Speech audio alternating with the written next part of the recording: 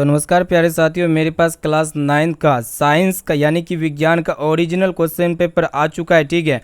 और दोस्तों ये आपका फर्स्ट टर्मिनल एग्जामिनेशन जो चल रहा है, आपका जो लास्ट एग्जाम है 31 जुलाई को। ठीक है।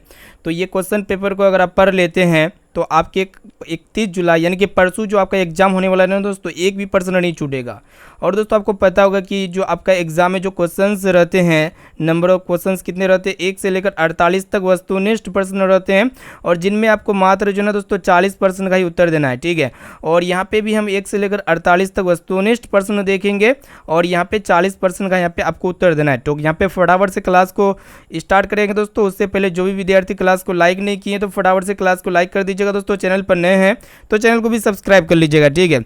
और दोस्तों यहाँ पे जो है ना इसका अगर पीडीएफ डाउनलोड करना चाहते हैं, मेरे पास दोनों क्वेश्चन पेपर अवेलेबल है। ठीक है। अगर जो भी विद्यार्थी इस क्लास को करते हैं तो ये आपका जो है ना दोस्तों पीटीओ वाला क्वेश्चन पेपर है, और एक क्वेश्चन पेपर होता है दोस्तों टर्नओवर वाला। ठीक है।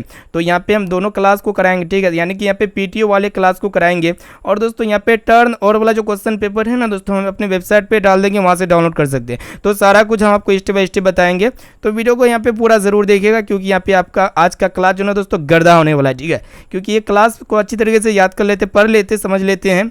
ठीक है। तो आपका जो है ना दोस्तों 31 जुलाई को आपका एक भी प्रश्न नहीं छूटेगा, मेरा गारंटी है, मेरा वादा है। ठीक है। और दोस्तों जो भी विद्यार्थी हमारे व्हाट्सएप ग्रुप में जुड़ना चाहते हैं पीडीएफ के लिए, या फिर आगामी परीक्षा की तैयारियों के लिए, या फिर ऑनलाइन टेस्ट के लिए, क्यूज के लिए, जो भी चीज़ चाहिए दोस्तों, आपको सब कुछ फ्री ऑफ कॉस्ट मिलेगा। उसके लिए आपको क्या करना होगा दोस्तों, सबसे पहले आप हमारे व्हाट्सएप ग्रुप में जुड़ जाइए। मेरा व्हाट्सएप नंबर है 6206076569। इसमें आपको क्या करना है कि आपको बोलना है सर व्हाट्सएप ग्रुप में जोड़ दीजिए, तो इधर से जो ना दोस्तों आपको एक लिंक मिलेगा, तो कुछ नहीं करना, उस लिंक पे आपको क्लिक करके व्हाट्सएप ग्रुप में जोड़ देना है। ठीक है। चलिए दोस्तों फटाफट से क्लास को स्टार्ट करते हैं, और यहाँ पे आपको 1 से लेकर 48% का जवाब देना है। लास्ट में आपको बताना है कि आपको जो ना दोस्तों कितना प्रश्न, यहाँ पे आप सोच लीजिए कि आप जो ना दोस्तों यहाँ पे क्या कर रहे हैं कि 31 जुलाई का यहाँ पे क्या कर रहे हैं दोस्तों, टेस्ट दे रहे हैं। ठीक है। वही आपका क्वेश्चन पेपर हूबहू है। अगर यहाँ पे 1 से लेकर 48 तक का क्वेश्चन आंसर बता देते हैं तो आपका बल्ले बल्ले होने वाला है, क्योंकि क्लास आपका फाड़ू जाने वाला है। ठीक है। यानी कि एग्जाम आपका फाड़ू जाने वाला है। तो चलिए दोस्तों देखते हैं यहाँ पे आज का फर्स्ट प्रश्न को देखिएगा, जो कि आप पे आपको बताना दोस्तों। प्रश्न एक रहा है कि किसी पिंड के द्रव्यमान एवं वेग के गुणनफल को क्या कहते हैं दोस्तों, तो संवेग कहते हैं। जो संवेग होता है ना दोस्तों, आपको पता होगा, आप लोग पढ़े होंगे, P बराबर क्या होता है दोस्तों, mv होते हैं।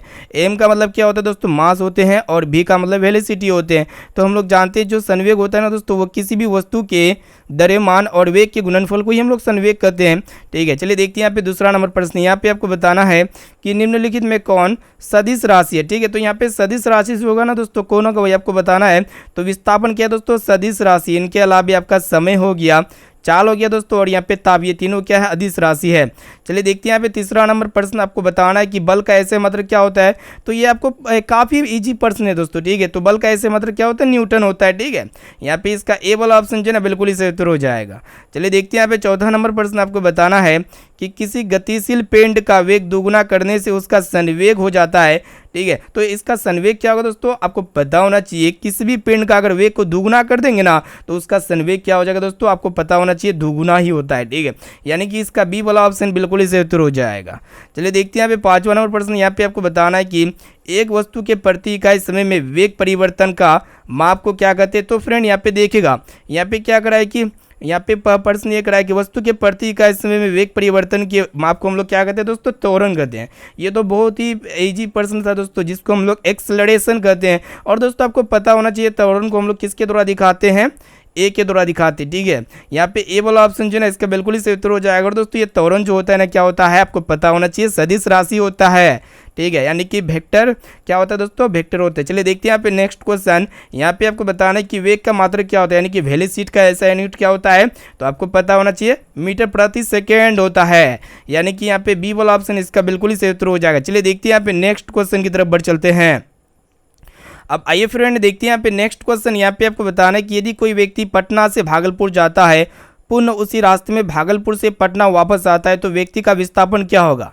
ठीक है। काफ़ी महत्वपूर्ण है, यानी कि यहाँ पे परसों एग्जाम में पूछे जाएंगे। ठीक है। तो यहाँ पे कोई भी व्यक्ति जो ना दोस्तों क्या करता है कि पटना से भागलपुर पहले आता है। ठीक है। और पुनः उसी रास्ते से भागलपुर से फिर पटना वापस आ जाता है, तो उस व्यक्ति का वेग क्या होगा दोस्तों। यहाँ पे मान लीजिए ये आपका क्या होगा दोस्तों, यहाँ पे पटना हो गया और पटना से ये क्या करता है दोस्तों, भागलपुर जाता है, ठीक है। फिर वो आपका जो ना दोस्तों यहाँ पे भागलपुर से फिर पटना वापस आ जाता है, तो इसका जो वेलोसिटी यहाँ पे क्या बोला, डिस्प्लेसमेंट पूछ रहा है, ठीक है। तो डिस्प्लेसमेंट जो होगा ना दोस्तों क्या होगा, आपको पता होना चाहिए, शून्य होगा या फिर अनंत होगा। यहाँ पे इसका जो ना दोस्तों शून्य हो जाएगा, ठीक है। यानी कि यहाँ पे इसका ए वाला ऑप्शन बिल्कुल ही सही उत्तर हो जाएगा। चलिए देखते हैं यहाँ पे 8वां नंबर प्रश्न को देखते हैं। यहाँ पे क्या कर रहा है दोस्तों, जब कोई व्यक्ति एक समान गति से चलता है तो उसके समय दूरी ग्राफ की प्रकृति क्या होती है, तो क्या होती है दोस्तों, एक सरल रेखा होती है। यानी कि यहाँ पे बी वाला ऑप्शन इसका बिल्कुल ही सही उत्तर हो जाएगा। चलिए देखते हैं, यहाँ पे काफ़ी शानदार क्लास चल रही है दोस्तों। यहाँ पे क्लास को पूरा जरूर देखिएगा, क्योंकि यहाँ पे आपका 31 जुलाई की दिन जो आपका एग्जाम है ना दोस्तों, साइंस का फर्स्ट टर्मिनल का द्वितीय पाली में आपका गर्दा जाने वाला है। यहाँ पे आपको बताना दोस्तों, प्रश्न एक रहा है कि 20 मीटर प्रति सेकंड की चाल से यदि कोई व्यक्ति चल रहा है तो किलोमीटर प्रति आवर में उसकी चाल क्या होगी। काफ़ी महत्वपूर्ण और सिंपल प्रश्न है। तो इसके लिए आप लोग क्या कीजिएगा दोस्तों, यहाँ पे 20 मीटर प्रति सेकंड दिया हुआ है, ठीक है, और इसको आपको क्या करना है कि किलोमीटर प्रति आवर में चेंज करना है। तो इसके लिए हम लोग क्या करते हैं दोस्तों, 20 को हम लोग क्या करते हैं कि 5 बटे शायद 18 से गुना करते हैं, इसी से मतलब ऐसा ही कुछ से गुना करते हैं, आपको पता होना चाहिए। तो इसका जो सही और सटीक आंसर हो जाएगा ना दोस्तों, क्या होगा आपको पता होना चाहिए। ऑप्शन नंबर सी में दिया हुआ 72 किलोमीटर प्रति आवर, जो कि यहाँ पे सी वाला ऑप्शन बिल्कुल ही सही उत्तर हो जाएगा। चलिए देखते हैं यहाँ पे नेक्स्ट क्वेश्चन। यहाँ पे आपको बताना है कि दो स्टेशनों के बीच एक ट्रेन एक समान रूप से त्वरित होकर 5 सेकेंड में 5 मीटर प्रति सेकेंड से 10 मीटर प्रति सेकेंड की गति प्राप्त करती है। तो यहाँ पे ट्रेन का क्या करना है दोस्तों, एक्सेलरेशन ज्ञात करना है, ठीक है। तो इसके लिए काफ़ी महत्वपूर्ण फॉर्मूला होता है, ए बराबर क्या होता है दोस्तों, v माइनस यू बटा टी होता है, ठीक है। त्वरण के लिए शायद फॉर्मूला होता है, ठीक है। यहाँ पे हम तो 10 क्लास को पढ़ाते हैं, अन्यथा यहाँ पे 9 क्लास का भी बहुत कुछ पता है दोस्तों। तो यहाँ पे देखिएगा टाइम जो है ना दोस्तों कितना 5 सेकंड दिया हुआ है, और दोस्तों ये भी जो होता है ना दोस्तों, ये क्या होता है, अंतिम वेग होता है, जो कि यहाँ पे 10 मीटर प्रति सेकंड दिया हुआ है। और दोस्तों यहाँ पे यू का वैल्यू को देख सकते हैं 5 मीटर प्रति सेकंड दिया हुआ है, और यहाँ पे टाइम देख सकते हैं जो कि यहाँ पे 5 सेकंड दिया हुआ है। तो इसको हम लोग सोल्व करेंगे, 10 में 5 गया 5 हो जाएगा, 5 बटा 5 का मतलब कितना होता है दोस्तों, 1 होता है। वाह, ये सोल्व हो गया, यानी कि 1 मीटर प्रति सेकेंड इसका राइट आंसर हो जाएगा। प्रति मतलब 1 मीटर प्रति सेकेंड स्क्वायर, क्योंकि त्वरण का जो ऐसा यूनिट क्या होता है दोस्तों, मीटर प्रति सेकेंड स्क्वायर होता है। चलिए देखते हैं यहाँ पे फटाफट से यहाँ पे आंसर को बताएंगे। घर्षण बल हमेशा कार्य करती है। तो फ्रेंड, घर्षण जो बल होती है ना, वो हमेशा कैसा कार्य करती है दोस्तों, गति के विपरीत दिशा में कार्य करती है, अपोजिट साइड में कार्य करती है। चलिए देखते हैं यहाँ पे नेक्स्ट क्वेश्चन। यहाँ पे आपको बताना है कि यदि m द्रव्यमान की कोई वस्तु पृथ्वी की सतह पर रखी हो तो उसका भार क्या होगा। देखिएगा दोस्तों, कोई भी क्या है दोस्तों, यहाँ पे m द्रव्यमान का कोई भी ऑब्जेक्ट है और पृथ्वी के सतह पर रखा हुआ है, तो उसका भार क्या होगा दोस्तों, m या फिर m से कम या फिर mg होगा। तो यहाँ पे जो है ना दोस्तों, इसका राइट आंसर क्या लगता है दोस्तों, mg। यानी कि यहाँ पे सी वाला ऑप्शन जो है ना बिल्कुल ही सही उत्तर हो जाएगा, क्योंकि जो भार होता है ना दोस्तों, वो क्या होता है, mg के बराबर होता है, जहाँ m क्या होता है दोस्तों, वस्तु का द्रव्यमान होता है, और g क्या होता है दोस्तों, गुरुत्वीय त्वरण, इस तरह कुछ होता है, ठीक है। चलिए देखते हैं यहाँ पे नेक्स्ट क्वेश्चन। यहाँ पे आपको बताना है कि यदि दो राशियों पर परस्पर ग्राफ सरल रेखा हो तो दोनों राशियाँ होती है। देखिएगा यहाँ पे क्या है कि दो राशियों पर परस्पर ग्राफ जो है ना दोस्तों, यहाँ पे क्या है कि सरल रेखा है, तो दोनों राशियाँ क्या होगी, वही आपको बताना है, ठीक है। तो इसका जो सही और सटीक आंसर हो जाएगा ना, ऑप्शन नंबर सी, मतलब क्या होती है, अनुत्क्रमानुपाती होती है ना। चलिए देखते हैं यहाँ पे नेक्स्ट क्वेश्चन। यहाँ पे आपको बताना है कि किसी m द्रव्यमान की वस्तु जिसका वेग भी हो तो संवेग क्या होगा। देखिएगा दोस्तों, यहाँ पे संवेग जो होता है ना दोस्तों, संवेग को हम लोग पी के द्वारा बताते हैं। पी जो होता है ना दोस्तों, ये क्या होते हैं, mb के बराबर होते हैं। तो संवेग क्या हो जाएगा दोस्तों, mb हो जाएगा, जो कि यहाँ पे डी ऑप्शन भी दिया हुआ। सिंपल कॉन्सेप्ट है, काफ़ी इजी है, ठीक है। यहाँ पे काफ़ी लल्लन टॉप प्रश्न यहाँ पे पूछा गया है दोस्तों। ये सारा का सारा फिजिक्स का क्वेश्चन अभी सोल्व कर रहे हैं। चलिए देखते हैं यहाँ पे नेक्स्ट क्वेश्चन। यहाँ पे आपको बताना प्रश्न एक रहा है कि जिस गुण के कारण कोई पिंड अपने विराम की अवस्था बनाए रखना चाहती है तो उसे क्या कहते हैं।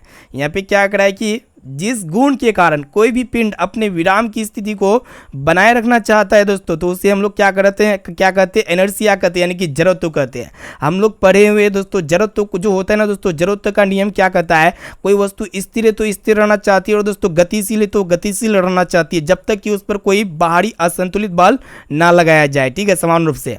यानी कि इसका 15 का जो है ना दोस्तों, ऑप्शन नंबर सी बिल्कुल ही सही उत्तर हो जाएगा।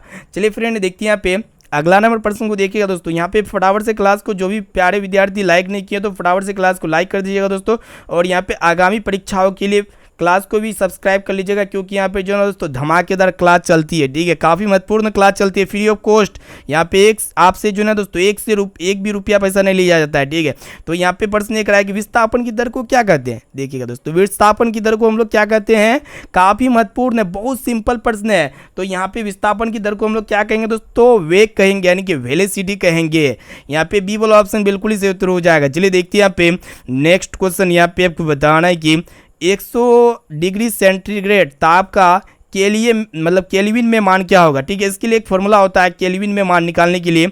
हम लोग क्या करते हैं कि 273 में 100 को क्या करेंगे, 100 को क्या करेंगे दोस्तों, ऐड करेंगे। यहाँ पे क्या क्या करा है कि 100 डिग्री सेंटीग्रेड ताप का केल्विन में मान क्या होगा। इसका जो है ना दोस्तों, इसका राइट आंसर क्या हो जाएगा, 573.15 हो जाएगा, ठीक है। यानी कि यहाँ पे 17 का जो है ना ऑप्शन नंबर ए हो जाएगा राइट आंसर, ठीक है। ए कैसे होगा आपको पता होना चाहिए। इसके लिए आपको क्या कीजिएगा दोस्तों, 273 से इसको आपको क्या करना है, ऐड करना है, ठीक है। तो यहाँ पे 100 डिग्री को ऐड कीजिएगा तो कितना आएगा, 373 डिग्री आएगा ना, ठीक है। 373 डिग्री ऑप्शन नंबर ए इसका बिल्कुल ही सही उत्तर हो जाएगा। चलिए देखते हैं यहाँ पे नेक्स्ट क्वेश्चन। यहाँ पे आपको बताना है कि किसी ठोस पदार्थ को सीधे वाष्प में परिवर्तन क्या कहलाता है। काफ़ी सिंपल प्रश्न है दोस्तों। कोई भी ठोस मेटल होता है, सब ट्रांसेस होता है, ठीक है, पदार्थ होता है, तो वो सीधे वाष्प में परिवर्तन होना क्या कहलाएगा, संघनन कहलाएगा। क्या कहलाएगा दोस्तों, या फिर वाष्पन कहलाएगा, ठीक है। तो इसका जो सही और सटीक आंसर हो जाएगा दोस्तों, यहाँ पे 19 का ऑप्शन नंबर सी ऊर्ध्वातापन हो जाएगा, ऊर्ध्वातापन इसका ऑप्शन नंबर सी बिल्कुल ही सही उत्तर हो जाएगा। चलिए देखते हैं यहाँ पे नेक्स्ट क्वेश्चन। यहाँ पे आपको बताना है कि गैस का द्रव के गैस का द्रव के परिवर्तन क्या कहलाता है। यानी कि जो गैस होता है ना दोस्तों, मतलब गैस जो होती है वो द्रव में परिवर्तन क्या कहलाती है, ठीक है। तो इसका जो सही और सटीक राइट आंसर हो जाएगा दोस्तों, क्या होगा आपको पता होना चाहिए। इसका ऑप्शन नंबर देखिएगा दोस्तों, 19 का ऑप्शन नंबर सी हो जाएगा, संघनन, ठीक है। 19 का क्या हो जाएगा दोस्तों, ऑप्शन नंबर सी। और यहाँ पे 18 का भी ऑप्शन नंबर सी है। चलिए देखते हैं यहाँ पे नेक्स्ट क्वेश्चन की तरफ बढ़ चलते हैं दोस्तों। यहाँ पे आपको बताना है कि गर्म करने पर गैस का आयतन क्या होता है। यानी कि आप जब गर्म कीजिएगा गैस को वहाँ पे गैस का आयतन क्या होगा दोस्तों। यहाँ पे 21 का जो है ऑप्शन नंबर ए बिल्कुल ही सही उत्तर हो जाएगा दोस्तों, बढ़ता है। क्या होता है, बढ़ता है। यहाँ पे ऑप्शन नंबर ए बिल्कुल ही सही उत्तर हो जाएगा। चलिए देखते हैं यहाँ पे नेक्स्ट क्वेश्चन की तरफ बढ़ चलते हैं। अब आइए फ्रेंड देखते हैं यहाँ पे अगला प्रश्न। यहाँ पे आपको बताना है कि पदार्थ के कणों को एक साथ बांध कर रखने वाला बल क्या कहलाता है, ठीक है। यानी कि पदार्थ जो होता है ना दोस्तों, उसके कणों को एक साथ बांध कर रखने वाला बल को हम लोग क्या कहेंगे आपको पता होना चाहिए दोस्तों। इसका जो सही और सटीक राइट आंसर हो जाएगा ऑप्शन नंबर सी, अंतराण्विक बल कहते हैं। क्या कहते हैं दोस्तों, यानी कि जो पदार्थ होते हैं ना, उसका कण, उसके अंदर में एक प्रकार का बल लगता है दोस्तों, जिसे हम लोग अंतराण्विक बल के नाम से जानते हैं।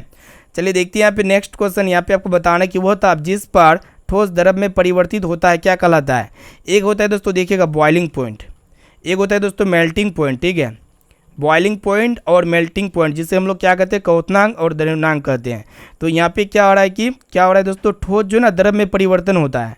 यानी कि जो सॉलिड है वो लिक्विड फॉर्म में आता है। सॉलिड क्या है दोस्तों, उसको टेम्परेचर सॉलिड को अगर गर्म करेंगे तो द्रव के रूप में क्या होगा दोस्तों। जैसे कि बर्फ़ को ले लीजिए, बर्फ़ को अगर आप गर्म कीजिएगा तो वो क्या होगा दोस्तों, लिक्विड में आ जाएगा, लिक्विड के फॉर्म में आ जाएगा। तो इसको हम लोग क्या कहेंगे दोस्तों, बॉइलिंग पॉइंट कहेंगे। बॉइलिंग पॉइंट का यहाँ पे हिंदी क्या होता है दोस्तों, यहाँ पे जो भी होगा उसका राइट आंसर हो जाएगा बॉइलिंग पॉइंट, ठीक है। चलिए देखते हैं यहाँ पे नेक्स्ट क्वेश्चन। यहाँ पे आपको बताना है कि हवादार जगहों पर द्रव के वाष्पन का वेग क्या होता है। हवादार जहाँ पे जगह है, द्रव के वाष्पन का जो वेग होता है ना दोस्तों, वो क्या होता है, वही आपको बताना है। वेपर का वेलोसिटी बताना है यहाँ पे, ठीक है। तो 24 का ऑप्शन नंबर ए बिल्कुल ही सही उत्तर हो जाएगा दोस्तों, घट जाता है।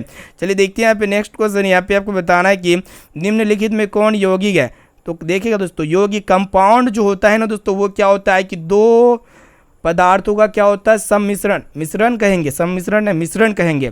यानी कि जो दो तत्वों का मेल से जो नया पदार्थ बनता है उसको हम लोग क्या कहेंगे, यौगिक कहेंगे। जैसे कि पीतल को अगर आप देखते हैं दोस्तों, ये पीतल जो होते हैं ना दोस्तों, ये क्या होते हैं, कॉपर और जिंक का क्या होते हैं, मिश्रण होते हैं। यानी कि ये हो जाएगा दोस्तों यौगिक। ऑप्शन नंबर बी जो है ना, इसका बिल्कुल ही सही उत्तर हो जाएगा 25 का ऑप्शन नंबर। चलिए देखते हैं यहाँ पे नेक्स्ट क्वेश्चन क्या करा है दोस्तों। यहाँ पे आपको बताना है कि निम्नलिखित में कौन एक तत्व है। तो यहाँ पे एलिमेंट को आपको पहचानना है, तत्व कौन है दोस्तों, फटाफट से बताइए।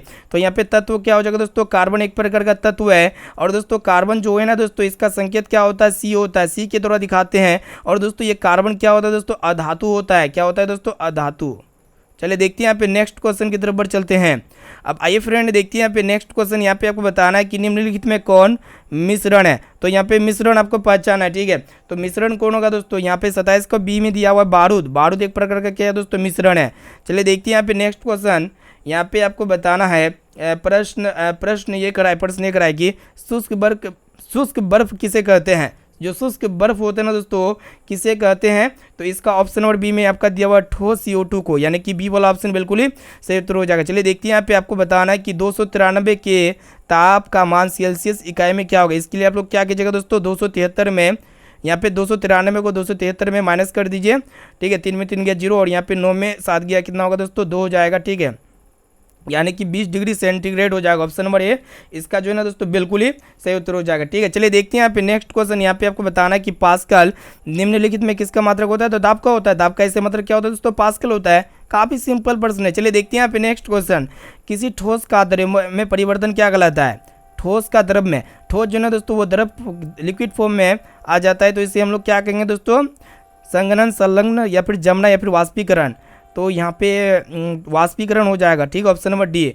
चलिए देखते हैं यहाँ पे नेक्स्ट क्वेश्चन की तरफ बढ़ चलते हैं, ठीक है। चलिए देखते हैं यहाँ पे नेक्स्ट क्वेश्चन क्या कराएगी। यहाँ पे आपको बताना है कि वायुमंडल में ऑक्सीजन की मात्रा कितनी होती है। देखिएगा दोस्तों, यहाँ पे हम लोग देखते हैं जो नाइट्रोजन होती है वो 78% होती है, और यहाँ पे जो CO2 होती है दोस्तों 0.03% होती है, और दोस्तों ऑक्सीजन जो होती है वायुमंडल में लगभग 21% पाई जाती है, जो कि यहाँ पे ए ऑप्शन में दिया हुआ है। चलिए देखते हैं यहाँ पे नेक्स्ट क्वेश्चन। यहाँ पे आपको बताना है कि पादप कोशिका भित्ति किस पदार्थ की बनी होती है, ठीक है। तो पादप कोशिका की जो भित्ति होती है ना दोस्तों, वो किस पदार्थ की बनी होती है। तो सेलुलोज की बनी होती है, ग्लूकोज की, ठीक है। तो इसका जो सही और सटीक आंसर हो जाएगा सेलुलोज हो जाएगा, ठीक है। चलिए देखते हैं यहाँ पे नेक्स्ट क्वेश्चन की तरफ बढ़ चलती है। चलिए देखते हैं यहाँ पे अगला प्रश्न क्या कराएगी।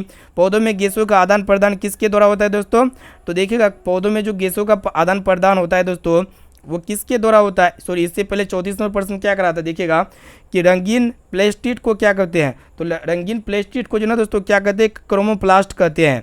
और यहाँ पे 35 नंबर प्रश्न क्या कराए कि पौधों में गैसों का आदान प्रदान किस क्रिया के द्वारा होता है। तो संकुचन के द्वारा होता है या फिर विसरण के द्वारा। तो 35 का जो सही और सटीक आंसर हो जाएगा दोस्तों संकुचन। चलिए देखते हैं यहाँ पे आपको बताना है कि निम्नलिखित कोशिकांगों में किसे आत्मघाती थैली कहा जाता है। आत्मघाती थैली किसे कहेंगे दोस्तों, तो लाइसोसोम को कहते हैं। किसे कहते हैं दोस्तों, लाइसोसोम को, ठीक है। और कोशिका का पावर हाउस किसे कहते हैं दोस्तों, माइटोकॉन्ड्रिया को कहते हैं। चलिए देखते हैं यहाँ पे जंतु कोशिका के सबसे बाहरी घेरे को क्या कहते हैं। देखिएगा दोस्तों, जंतु कोशिका के सबसे बाहरी घेरे को क्या कहते हैं, ठीक है। तो कोशिका झिल्ली कहते हैं। क्या कहते हैं दोस्तों, कोशिका झिल्ली, जो कि यहाँ पे बी ऑप्शन में दिया हुआ। चलिए देखते हैं यहाँ पे नेक्स्ट क्वेश्चन। कोशिका में राइबोसोम की अनुपस्थिति में कौन सा कार्य संपादित नहीं होगी।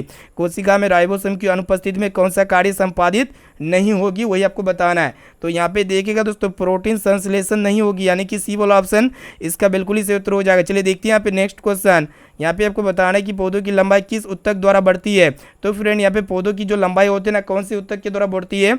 तो देखिएगा दोस्तों यहाँ पे 39 का जो सही और सटीक राइट आंसर हो जाएगा ऑप्शन नंबर बी हो जाएगा, ठीक है। चलिए देखते हैं यहाँ पे नेक्स्ट क्वेश्चन। यहाँ पे आपको बताना है कि पौधों में फ्लोएम कार्य करता है, ठीक है। तो फ्रेंड यहाँ पे देखिएगा पौधों में जो फ्लोएम कार्य करता है ना दोस्तों, वो किसके लिए कार्य करता है। तो देखिएगा ग्लूकोज का चालन के लिए, यानी कि यहाँ पे बी वाला ऑप्शन इसका बिल्कुल ही सही उत्तर हो जाएगा। चलिए देखते हैं यहाँ पे नेक्स्ट क्वेश्चन की तरफ बढ़ चलते हैं दोस्तों। चलिए पौधों में फ्लोएम का कार्य क्या होता है दोस्तों। देखिएगा जाइलम का कार्य होता है जल का चालन, और फ्लोएम का जो कार्य होता है ना दोस्तों वो किसका कार्य करता है, भोजन का परिवहन के लिए। यानी कि भोजन का मतलब होता है दोस्तों, उसका भोजन क्या है दोस्तों, प्रकाश संश्लेषण, ठीक है। यानी कि ग्लूकोज का चालन, यहाँ पे मेरा कन्फ्यूज हो रहा है दोस्तों, यहाँ पे ग्लूकोज का चालन या फिर प्रकाश का संश्लेषण, ये दोनों में से कोई एक चीज़ होना चाहिए, ठीक है। क्योंकि यहाँ पे 40 का यहाँ पे राइट आंसर हो जाएगा दोस्तों ग्लूकोज का चालन हो जाएगा, ठीक है मेरे ख्याल से।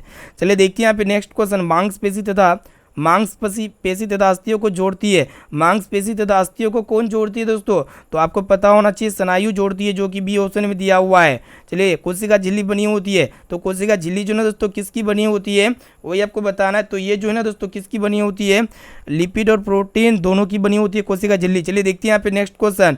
कोशिका सिद्धांत किसने प्रतिपादित किया। तो देखिएगा दोस्तों किसने किया था, स्लाइडेन एवं सवान ने किया था, जो कि यहाँ पे बी ऑप्शन में दिया हुआ है। चलिए देखते हैं यहाँ पे नेक्स्ट क्वेश्चन। समान उत्पत्ति तथा समान कार्यों को संपादित करने वाले कोशिका के समूह को क्या कहते हैं। समान उत्पत्ति तथा समान कार्यों को संपादित करने वाले कोशिका को हम लोग क्या कहते हैं, तो कोशिका मतलब ऊतक कहते हैं, यानी कि टिश्यू कहते हैं दोस्तों। चलिए देखते हैं यहाँ पे नेक्स्ट क्वेश्चन। जाइलम ऊतक में पाए जाते हैं। तो फ्रेंड यहाँ पे जो जाइलम टिश्यू होता है ना उसमें क्या पाए जाते हैं, तो आपको पता होना चाहिए दोस्तों। इसमें जो है ना क्या पाए जाते हैं दोस्तों, ए और बी, यहाँ पे ए और सी यानी कि वाहिकाएँ पाई जाती है और वाहिनिकाएँ पाई जाती है, चलनी नलिकाएँ नहीं पाई जाती है दोस्तों। यहाँ पे डी वाला ऑप्शन बिल्कुल इसका सही उत्तर हो जाएगा। चलिए देखते हैं यहाँ पे नेक्स्ट क्वेश्चन। यहाँ पे आपको बताना कि प्लेस्टिड एवं माइटोकॉन्ड्रिया में क्या समानता है। प्लेस्टिड एवं माइटोकॉन्ड्रिया में क्या समानता होता है दोस्तों, वही आपको बताना है, ठीक है। तो इसका सही और सटीक राइट आंसर हो जाएगा यहाँ पे देखिएगा दोस्तों ऑप्शन नंबर बी, यानी कि राइबोसोम की उपस्थिति। यहाँ पे बी वाला ऑप्शन बिल्कुल ही सही उत्तर हो जाएगा। चलिए देखते हैं यहाँ पे कोशिका की खोज किसने की थी, तो काफ़ी सिंपल प्रश्न है दोस्तों, जो भी पढ़े हुए हैं। कोशिका की खोज किसने की थी दोस्तों, रॉबर्ट हुक ने की थी, जो कि यहाँ पे ए ऑप्शन में दिया हुआ है। और दोस्तों यहाँ पे देखिएगा नेक्स्ट और लास्ट में प्रश्न को देख लेते हैं कि जब किसी जीवित कोशिका को अति पराशरी विलयन में डाला जाए तो क्या होगा, ठीक है।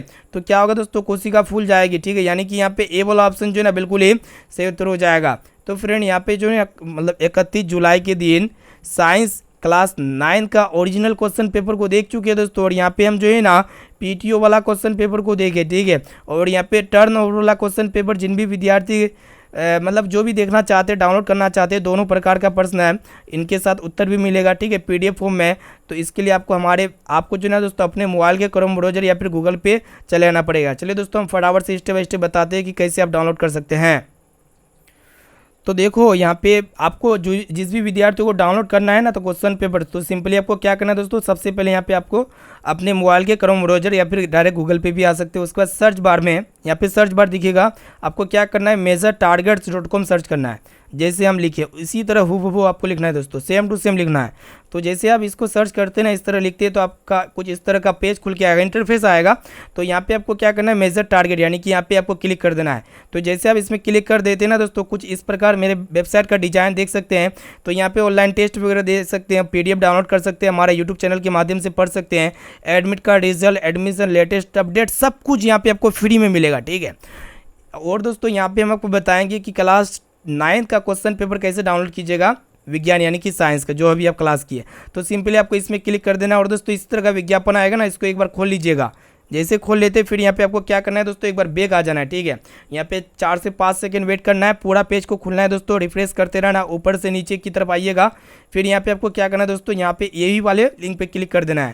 तो फिर यहाँ पे आपको नीचे की स्क्रॉल डाउन करना है। यहाँ पे देख सकते हैं क्लास 9 प्रथम सावधि परीक्षा 2023 विज्ञान साइंस क्वेश्चन पेपर 31 जुलाई के लिए ओरिजिनल क्वेश्चन पेपर है, ठीक है। नीचे की तरफ आना है दोस्तों, नीचे की तरफ।